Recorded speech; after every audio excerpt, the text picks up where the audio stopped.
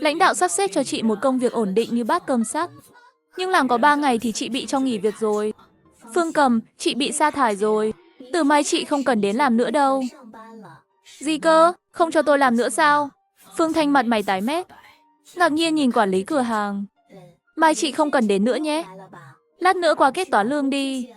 Quản lý ơi, mấy tin đồn vớ vẩn đó không phải thật đâu. Không phải chuyện tin đồn. Quản lý, tôi nuôi con một mình khó khăn lắm. Anh có thể vì hoàn cảnh gia đình tôi mà. Giúp đỡ tôi thêm chút được không? Chị là vợ liệt sĩ. Một mình ở góa nuôi con liệt sĩ. Thật sự rất đáng nể. Chúng tôi rất khâm phục chị. Vì thế từ đầu đã chiếu cố chị nhiều rồi. Chị học hành không nhiều. Không sao cả. Tôi sắp xếp cho chị việc cân hàng đơn giản nhất. Con cử người dạy chị tận 3 ngày. Chị nói con chị đi mẫu giáo. Chị phải đón nó, nên không thể làm ca được. Vì con chị không còn người thân nào khác. Xét đến hoàn cảnh mẹ góa con côi của chị, không thể để lòng liệt sĩ lạnh được. Tôi đều đồng ý hết. Chị nói xem chúng tôi còn phải giúp chị thế nào nữa. Tôi biết mà. Quản lý, anh đã giúp tôi rất nhiều. Nhưng xin anh cho tôi thêm một cơ hội nữa. Tôi cho thế nào đây? Gần đây chị liên tục sai sót trong công việc. Đã gây phiền hà lớn cho mọi người rồi. Chị có biết không? Hôm qua chị cần nhầm kẹo thỏ trắng. Đến giờ tan ca kiểm kê không khớp. Mấy đồng nghiệp của chị phải ở lại kiểm tra. Tận 10 giờ tối mới xong. Họ cũng có con nhỏ. Con họ ở nhà đòi đến khóc hoa lên. Tôi biết tôi sai rồi. Tôi sẽ cẩn thận hơn. Mấy đồng nghiệp bị liên lụy. Ai nấy mặt mày xám xịt. Tuần này chị đi làm có 5 ngày. Mà vì sai sót của chị, chúng tôi phải tăng ca vô lý tận 3 ngày rồi. Con tôi còn chờ tôi về cho bú sữa đây. Đói khóc om sòm. Mẹ chồng tôi mắng tôi muốn chết luôn. Chị thấy chưa? Tôi cũng không muốn đuổi chị đâu. Nhưng mọi người bức xúc với chị lắm rồi. Chị gây ra bao nhiêu rắc rối thế này. Tôi không dám để chị làm tiếp nữa. Mọi người, xin lỗi nhé. Tôi thật sự không ngờ mình lại gây phiền hà cho mọi người thế này. Tôi sẽ sửa, tôi nhất định sửa. Xin đừng đuổi tôi đi. Mấy người chẳng thèm để ý chị, vội lùi sang một bên. Chẳng chấp nhận lời xin lỗi. Quản lý, xin anh đừng sa thải tôi. Chị làm thế này để làm gì chứ? Tình trạng này mà ở lại cũng bị cô lập thôi. Bản thân chị đã không vui. Chị bằng rời đi sớm đi. Giải quyết chuyện riêng của chị trước đã. Phương Thanh nghe anh ta nói giải quyết chuyện riêng, nghĩ đến chuyện gấp gáp trước mắt. Đúng là phải xử lý chuyện với Lục Giang Đình. Thế là thuận miệng đồng ý luôn. Nếu kết hôn được với Lục Giang Đình, sau này tôi cũng chẳng cần đi làm nữa. Sau đó quản lý kết toán lương cho chị. Làm có 3 ngày thôi, mà quản lý trả hẳn lương nửa tháng. Dân chúng dưới lầu thấy chị giờ này về, ai cũng ngạc nhiên. Phương Thanh, hôm nay chị không đi làm à? Ừ, hôm nay nghỉ. Bạn trai chị dạo này hình như không đến nữa nhỉ? Sao anh ấy không đến nữa vậy? Hai người còn cưới không? Dạo này anh ấy bận. Nhận nhiệm vụ rồi. Còn nhận nhiệm vụ cơ à? Sao tôi không tin nổi thế nhỉ? Phương Thanh về đến nhà. Chị cuối cùng cũng không chờ nổi nữa, quyết định tự đi hỏi cho ra lẽ. Sao ông Vương nói giúp tôi mai mối? Tự dưng lại im bặt thế nhỉ? Hay là như Lâm Ngọc Giao nói thật? Ông Vương còn muốn ghép đôi Lâm Ngọc Giao với Lục Giang Đình. Nếu hai người họ thực sự quay lại, thì chẳng phải tôi thành trò cười sao?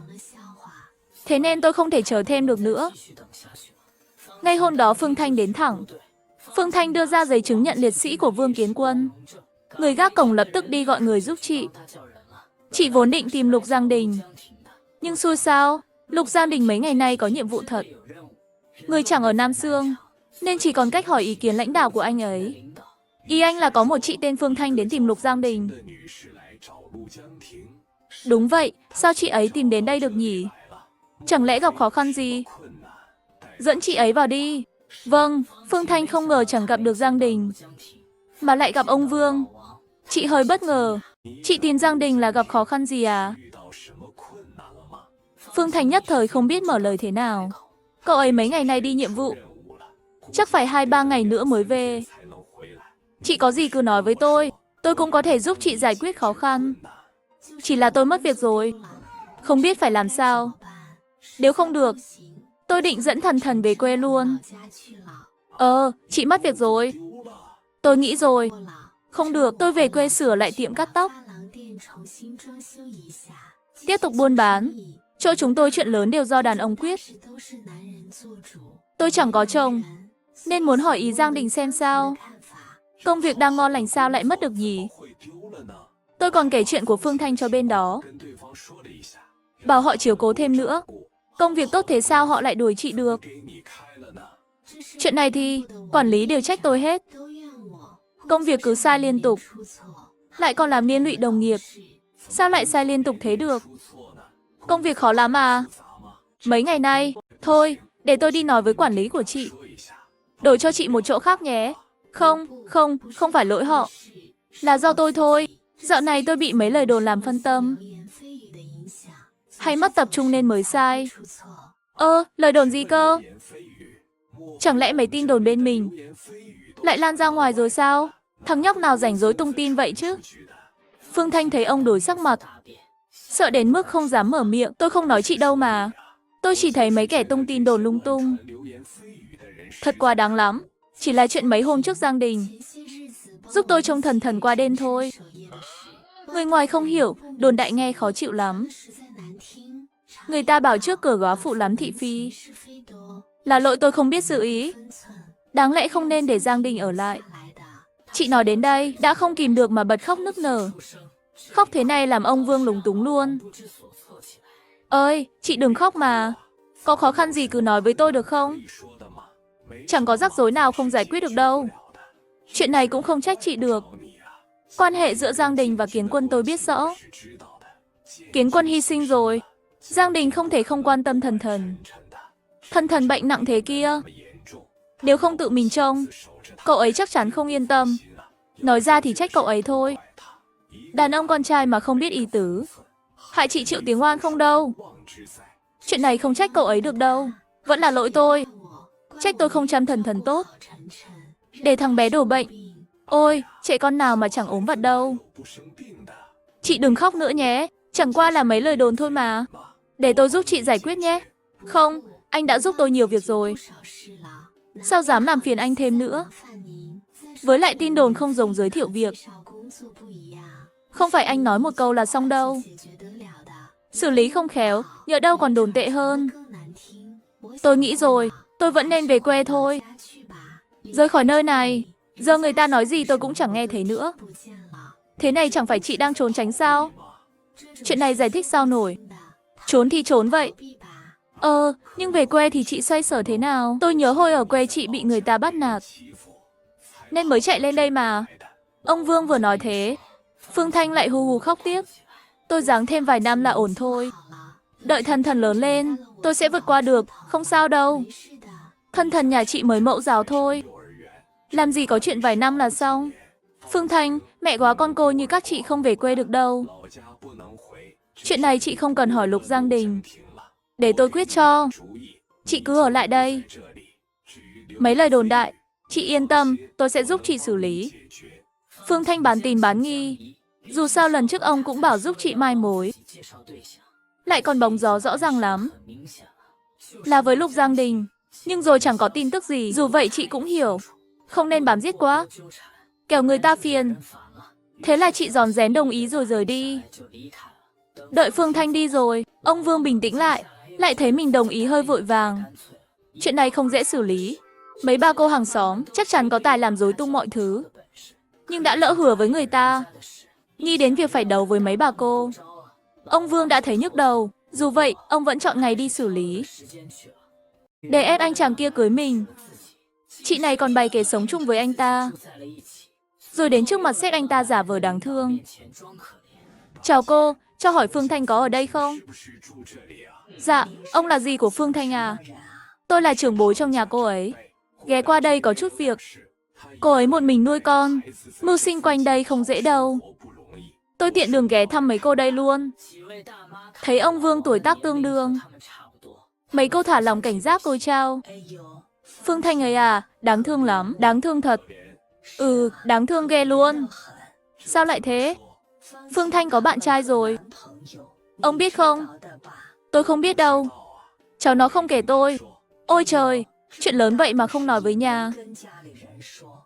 Mấy cô nói thế dễ thôi. Chuyện này nó nói sao nổi.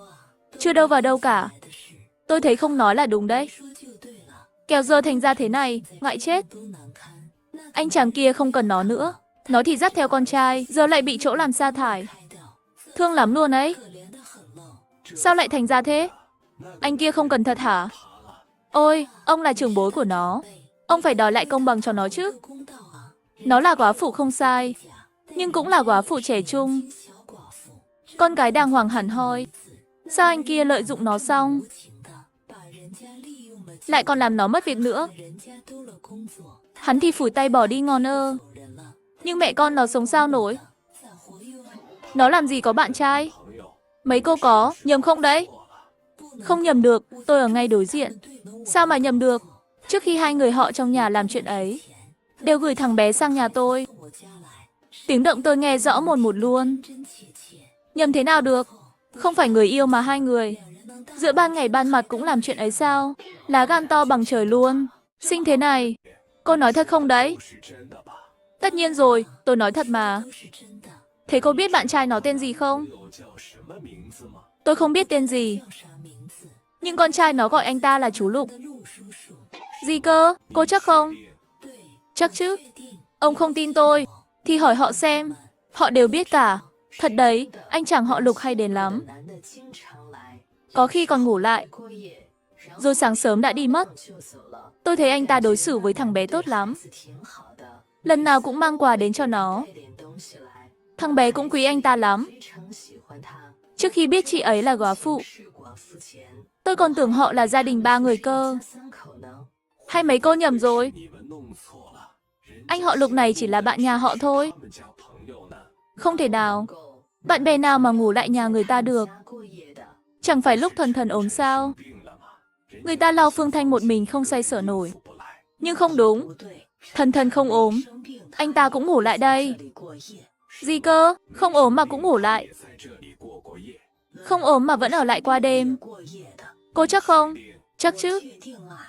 Tôi còn nói được ngày anh ta ở lại nữa cơ. Rồi cô ấy thật sự nói ra một ngày. Ông Vương lặng lẽ ghi nhớ ngày đó. Sau đó còn nghe thêm mấy chuyện kỳ cục nữa. Như Lục Giang Đình vội vã chạy đi lúc đang mặc quần. Phương Thanh đuổi theo thì cái nút áo cũng sai lung tung. Nếu chuyện này thật, Lục Giang Đình gặp rắc rối to rồi. Yêu mà không cưới là chơi xấu đấy. Thằng nhóc này dám chơi xấu sao nổi. Chơi xấu thì phải xử nghiêm. Tình thế này chỉ có cưới nhau mới giải quyết được. Ai không chịu cưới thì phải chịu phạt. Khi đến đây, ông Vương ngẩng lên nhìn nhà Phương Thanh. Cảm ơn mấy cô xong. Rồi đi thẳng lên lầu. Chú Vương, thật ngại quá. Lại làm phiền chú nữa rồi. Không phiền, có chuyện là phải giải quyết. Tình hình của chị, tôi đã hỏi sơ qua dưới lâu rồi. Chuyện này thì vẫn là thằng nhóc Giang Đình trách nhiệm lớn hơn. Không trách anh ấy đâu. Trách thì trách tôi vô dụng thôi. Phương Thanh khổ sở nói, khiến ông Vương nhất thời lúng túng. Ông Vương cúi đầu xuống, thấy dưới sàn có nửa lá rau héo. Rau héo thế này, sao còn mua vậy? Không phải mua, là tôi với mẹ đi nhặt về. Nhặt á, dù mất việc, chị vẫn có trợ cấp mà. Không đến nỗi phải nhặt rau héo sống chứ. Mà việc chị mới mất có vài ngày thôi mà. Tối tụi con đi nhặt được nhiều lắm. Vương Thần chưa nói xong, Phương Thanh vội bịt miệng thằng bé. Không, không có chuyện đó. Tôi thấy mấy lá rau này còn tốt. Bỏ đi tiếc quá. Nên mang về ăn thôi. Ông Vương nhíu mày. Bé luôn Vương Thần lên. Thần Thần đúng không? Nói nghe. Sao lại phải tối mới đi nhặt? Vì ban ngày tụi con không dám ra ngoài. Ban ngày không dám ra ngoài. Chẳng lẽ vì mấy lời đồn đó nên ban ngày không dám ra? Chỉ dám tối dẫn con đi. Nhưng tối thì chẳng còn ai bán rau, nên chỉ nhặt được mấy lá rau héo người ta bỏ. Lúc ông Vương rời đi, mày nhíu chặt, mặt tối sầm lại. Lục Giang Đình đi nhiệm vụ mấy ngày về, vừa đến đã bị gọi vào văn phòng ông Vương. Bị ông mắng té tát hơn nửa tiếng. Hừ, mày còn gì để nói không? Cháu thề không có chuyện đó, cháu không biết sao họ đồn thế. Nhưng cháu với Phương Thanh thật sự không làm gì. Hừ, con định dùng lời này lừa tao sao? Không dám, cháu nói thật mà. Tốt, tốt lắm, con cứng miệng hả? Tao hỏi mày, ngoài 2 ngày Vương Thần Thần ốm, mày có từng ở lại nhà Phương Thanh qua đêm nữa không? Lục Giang Đình đầu óc xoay tít thò lò. Ông Vương mà hỏi thế này, chắc chắn không phải hỏi vu vơ đâu. Đúng là có, nhưng hôm đó vì về muộn quá, không còn xe về được, nên là... Còn bao nhiêu lý do nữa hả? Mày không biết người lớn phải giữ ý tứ sao? Không về được hư.